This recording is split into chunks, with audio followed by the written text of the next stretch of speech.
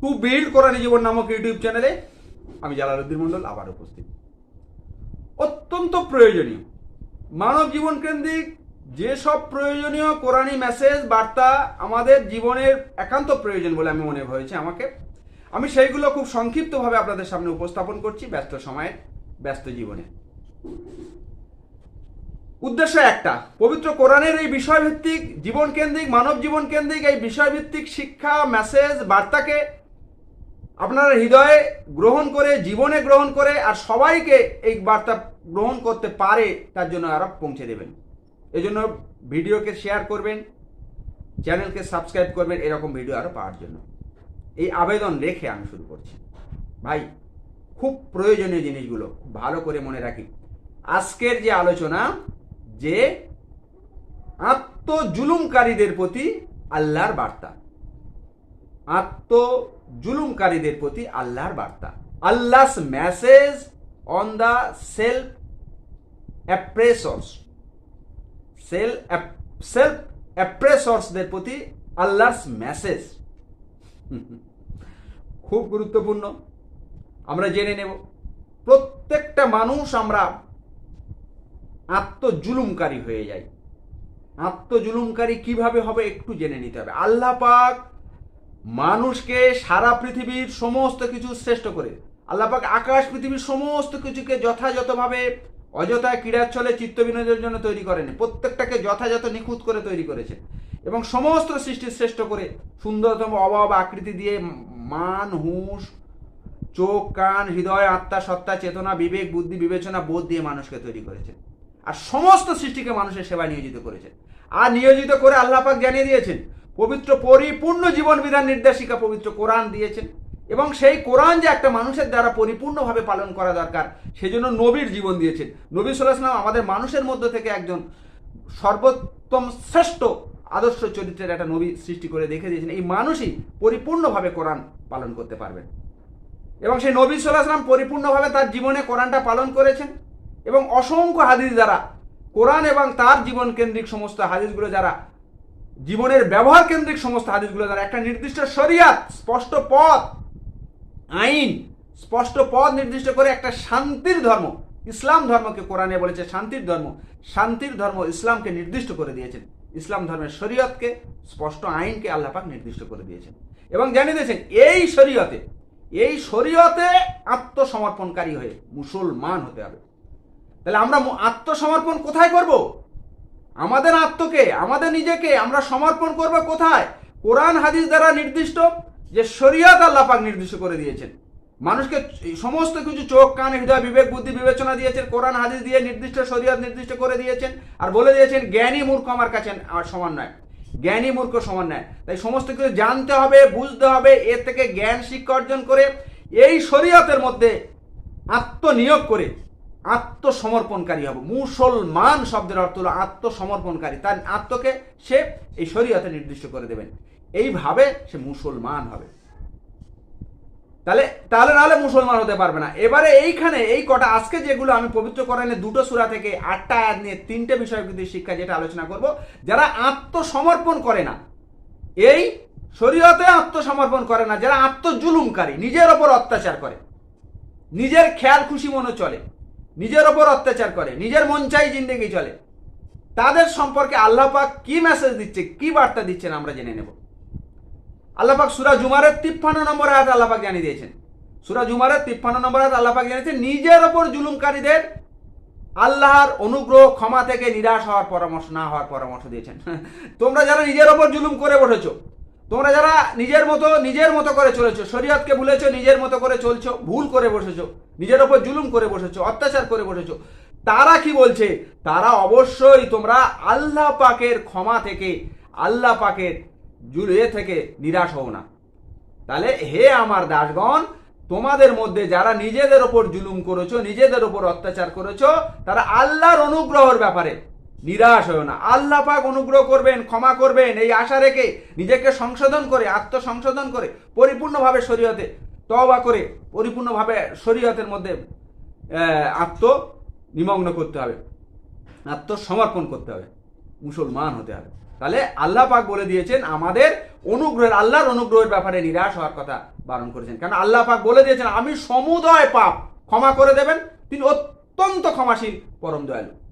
তাহলে সূরা জুমারের 53 নম্বর আয়াতে বলছে যারা এরকম নিজের ওপর জুলুম করেছি, আমরা শরীয়ত ভুলেছি, কোরআন হাদিস ভুলেছি বলে নিজের ওপর জুলুম করেছি, নিজের ইচ্ছা মতো জীবন চালিয়েছি, তাদেরকে সতর্ক করে বলছে যে তোমরা আল্লাহর অনুগ্রহের ব্যাপারে তোমরা নিরাশ হও না।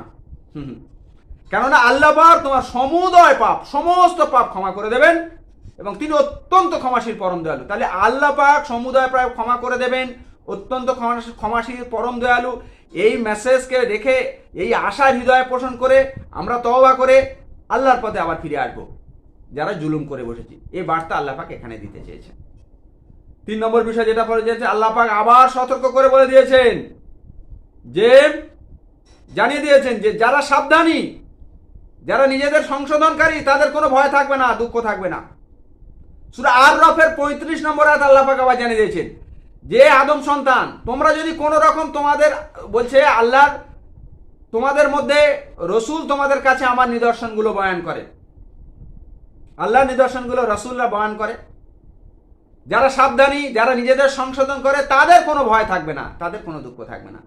যারা সাবধানী, সচেতন হবে, এই বার্তাকে গ্রহণ করবে আর নিজেদেরকে সংশোধন করে নেবে, ভুল করব, আত্মজুলুম করে বসেছি, ভুল করেছি, সংশোধন করে নিয়েছি, সাবধানী হয়েছি, তাদেরকে বলছে কোনো ভয় থাকবে না, কোনো দুঃখ থাকবে না। সূরা আর-রাফে আল্লাহ পাক জানিয়ে দিয়েছেন, এই মেসেজ দিয়েছেন। তাহলে এইগুলো শিক্ষা নিতে হবে, গ্রহণ করতে হবে ভাই। 3 নম্বর পয়েন্ট খুব গুরুত্বপূর্ণ, আল্লাহ পাক আবার সতর্ক করে দিয়েছেন সূরা জুমারের 54 থেকে 59 নম্বর আয়াতে। সূরা জুমারের 54 থেকে 59 নম্বর আয়াতে খুব গুরুত্বপূর্ণ বিষয় জানিয়ে দিয়েছেন, যে বলছে যারা নিজেদের ওপর জুলুম করেছে, নিজেদের ওপর অত্যাচার করেছে, নিজেদের ইচ্ছা মতো যারা চলেছে, আল্লাহ পাক প্রদত্ত যে কোরআন হাদিস দিয়ে যে শরীয়ত নির্দিষ্ট করে দিয়েছেন, সেগুলোকে যারা ভুলেছিল, নিজেদের মতো করে চলেছে, সেই নিজেদের ওপর জুলুমকারীদের বলেছেন কি সতর্কতা বার্তা দিচ্ছে দেখো এই সূরা জুমারের 54 থেকে 59 নম্বর আয়াতে। বলছে নিজেদের ওপর জুলুমকারীদের আল্লাহ পাক জানাচ্ছেন অকস্মাৎ হঠাৎ শাস্তি নেমে আসার পূর্বে প্রতিপালকের কাছে আত্মসমর্পণ করো। তোমাদের ওপর অকস্মাৎ হঠাৎ শাস্তি নেমে আসবে, তাই তার পূর্বে তোমরা কি করবে, তোমার প্রতিপালকের কাছে আত্মসমর্পণ করো, নিজেকে সমর্পণ করো, তওবা করে প্রতিপালকের কাছে আত্মসমর্পণ করো। আর তার কল্যাণময় কিতাব, প্রতিপালক যে কল্যাণময় কিতাব দিয়েছে, কোরআন দিয়েছেন, সেই কোরআন অনুসরণের পরামর্শ দিয়েছেন আল্লাহ পাক, যাতে তোমাদের আফসোস না করতে হয়। খুব গুরুত্বপূর্ণ। আমরা যারা আত্মজুলুম করেছি, নিজের খেয়াল খুশি মতো চলছি, বর্তমান জীবনে এখনো চলছি যারা, তাদের প্রতি এই বার্তা যে যারা অকস্মাৎ তোমাদের ওপর শাস্তি নেমে আসবে, কিন্তু অকস্মাৎ তোমাদের ওপর শাস্তি নেমে আসার পূর্বে তোমরা কি করো, তোমাদের প্রতিপালকের কাছে তোমরা আত্মসমর্পণ করো। আর আল্লাহ পাক তোমাদের যে কোরআন পাঠিয়েছেন, হাদিস পাঠিয়ে শরীয়ত নির্দিষ্ট করেছেন, সেখানে তোমরা আত্মসমর্পণ করো, যাতে বলছে কাউকে না বলতে হয়, যাতে আফসোস করে কাউকে না বলতে হয় যে আমি যদি কর্তব্য অবহেলা করেছি, ভুল করেছি, আমাকে যদি আর একবার সুযোগ দিত তাহলে আমি একবার সংশোধন হতাম, এরকম যদি না কাউকে বলতে হয় যে আমি উপহাসকারীদের একজন ছিলাম, আমি ভুল করে বসেছি, কিংবা আল্লাহ পাক যদি আমাকে পথ প্রদর্শন করতো তাহলে আমি মুসলমান হতাম, আমি আত্মসমর্পণকারী হতাম, সাবধানী হতাম, এরকম দুঃখ আফসোস যাতে না করতে হয়।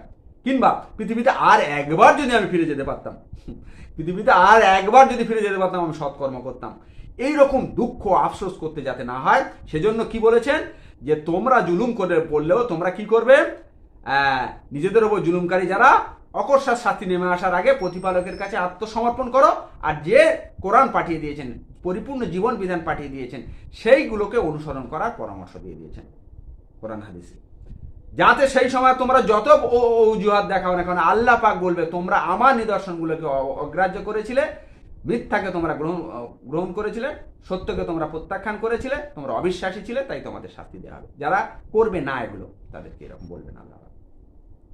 তাহলে আল্লাহ পাক যেগুলো যারা আত্মজুলুমকারী, নিজেদের উপর অত্যাচারী, নিজেদের মন চাই জিন্দেগি ভাবে যারা চলা মানুষ, শরীয়তকে ভোলা মানুষদের, তাদের সম্পর্কে যে বার্তা দিয়েছেন আল্লাহ পাক, আমরা সেগুলোকে প্রত্যেকে গ্রহণ করে আর সবার মধ্যে এগুলো পৌঁছে দেব। খুব ভালো করে মনে রাখবো, আল্লাহ পাক এখানে বলে দিয়েছেন অকস্মাৎ শাস্তি নেমে আসার আগে।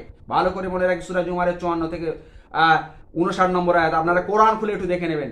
অকস্মাৎ শাস্তি নেমে আসার আগে আল্লাহ পাক তোমাদের, আল্লাহ কি বলেছেন তোমরা আল্লাহর কাছে আত্মসমর্পণ করো। এবং আল্লাহ পাক যে কোরআন পাঠিয়েছেন, পরিপূর্ণ জীবন বিধান কিতাব পাঠিয়েছেন, কল্যাণময় কিতাব, মঙ্গলময় কিতাব যে পাঠিয়েছেন, শরীয়ত নির্দেশ করেছেন, সেখানে তোমরা আত্মসমর্পণ করো। সেখানে আত্মসমর্পণ করে তোমরা মুসলমান হয়, যাতে তোমাদেরকে আফসোস না করতে হয় যে আমরা যদি একবার সুযোগ পেতাম সৎকর্ম করতাম, একবার ফিরত পেলে আমরা এই করতাম, এরকম আফসোস যাতে না করতে হয়। তাহলে আমাদের কারোর যেন এরকম আফসোস না করতে হয়। আমরা যে যে অবস্থায় আছি, আমরা যদি বিপদগামী হয়ে যাই, আমরা যদি নিজেদের ওপর কখনো জুলুম করে বসি, তাহলে আমরা তওবা করে নেবো, ইস্তেগফার করে নেবো, আল্লাহ পাকের কাছে আত্মসমর্পণ করে আল্লাহর পরিপূর্ণ জীবন বিধান যেগুলো পবিত্র কোরআন পাঠিয়েছেন, নবীর যে হাদিস, সেখানে আত্মসমর্পণ করে আমরা এ করবো, যাতে অকস্মাৎ আমাদের উপর শাস্তি নেমে না আসে। তাহলে এই বার্তা আর সবার মধ্যে পৌঁছে দেওয়ার জন্য আবেদন রেখে আমি শেষ করি।